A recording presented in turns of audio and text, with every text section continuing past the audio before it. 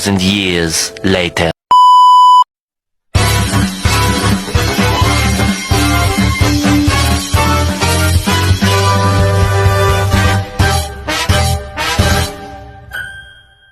Oke, standby, kamera ready, sound ready, 3, 2, 1, action.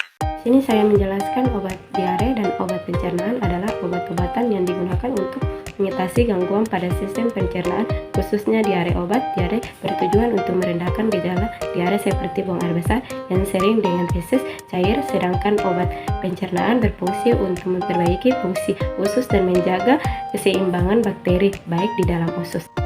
Mekanisme obat pencernaan tergantung pada jenis dan tujuan obat tersebut. Klasifikasi umum obat-obatan pencernaan beserta mekanismenya.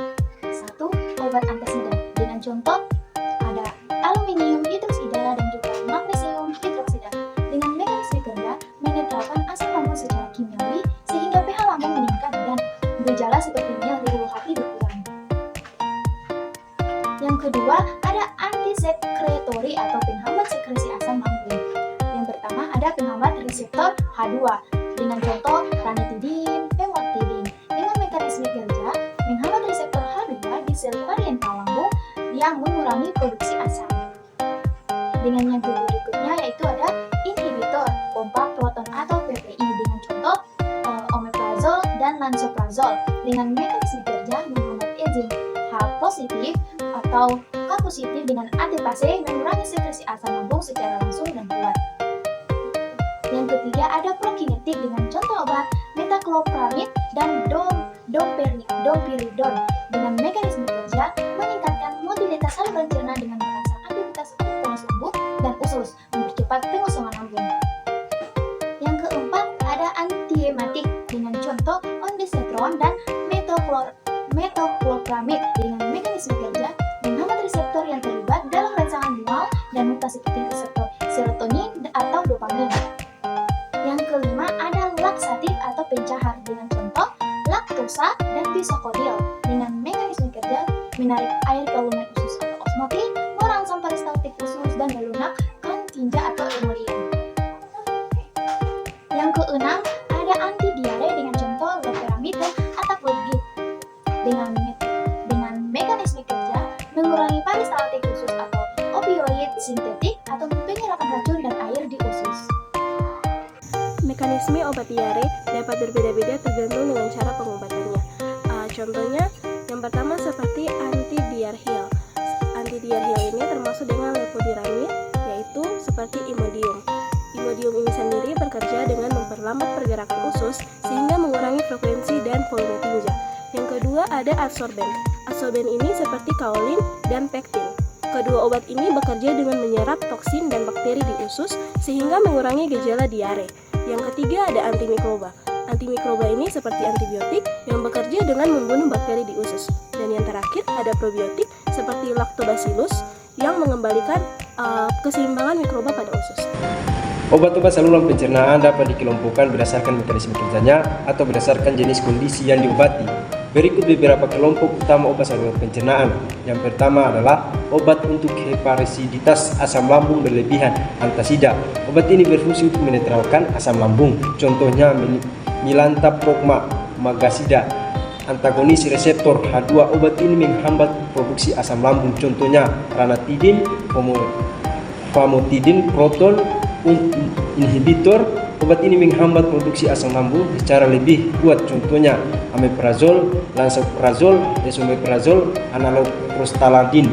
Obat ini membantu melindungi lapisan lambung dari kerusakan. Contohnya misoprostol, pelindung mukosa. Obat ini membantu melindungi lapisan lambung dari kerusakan akibat asam lambung. Contohnya sucralfate. Yang kedua yaitu obat untuk gangguan motilitas saluran pencernaan, laksatif pencahar. Obat ini membantu melunakkan tinja dan memudahkan buang air besar. Contohnya laksatif saline, magnesium sulfat, antidiare. Obat ini digunakan untuk menghentikan diare. Contohnya loperamide, Imodium, antibiotik dan obat antiparasit. Obat untuk nyeri perut, spasme. Contohnya buscopan. Yang ketiga itu obat untuk infeksi saluran pencernaan. Antibiotik digunakan untuk mengobati infeksi bakteri. Contohnya metronidazol, antiparasit digunakan untuk obat infeksi parasit. Contohnya metronidazol. Yang keempat yaitu obat untuk mual dan muntah. Antiemetik, obat ini membantu mengurangi mual dan muntah, contohnya ondansetron. Yang terakhir yaitu 5 obat untuk gangguan lainnya. Prebiotik membantu memulihkan, menyeimbangkan bakteri baik di usus. Obat ini tukak lambung, antasida. Supralfat, obat ini untuk GERD, antasida. Sebagai catatan, pemilihan obat harus sesuai dengan diagnosis dan kondisi pasien, serta rekomendasi dari dokter atau ahlinya medis. Pengelongan obat diare itu 1. Kemoterapeutik, yaitu antibiotik, sulfahanamida, dan kinolon. 2. Optipensia, yaitu penekanan parasitatik atau loperamide, antikolinergik, baladon, serta astringen, aktautanin, dan absorben, yaitu norin. 3. Spamolitik, yaitu kejang perut atau papaverin. Diare masing-masing mengandung zat aktif dengan mekanisme kerja berbeda. Penting untuk berkonsultasi dengan dokter atau apoteker sebelum menggunakan obat diare, terutama jika diare berlangsung lebih dari beberapa hari atau disertai gejala lain seperti demam tinggi atau darah dalam fase. Berikut beberapa contoh obat diare. Loperamide mengurangi pergerakan usus sehingga mengurangi frekuensi buang air besar. Misalnya Pepto-Bismol memiliki efek anti diare dan antiinflamasi. Atabulgite penyerapan kelebihan cairan di usus sehingga membuat fase lebih padat. Karbon aktif misalnya noret. Penyerapan racun dan gas di saluran pencernaan dapat membantu mengurangi gejala diare yang disebabkan oleh keracunan makanan.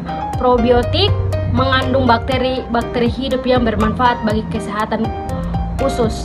Antibiotik hanya dengan resep dokter digunakan jika diare disebabkan oleh infeksi bakteri. Penting untuk diingat, obat diare hanya mengatasi gejala bukan penyebarannya. Jika diare berlangsung lama atau disertai gejala lain, segera konsultasi ke dokter untuk diagnosa dan pengobatan yang tepat.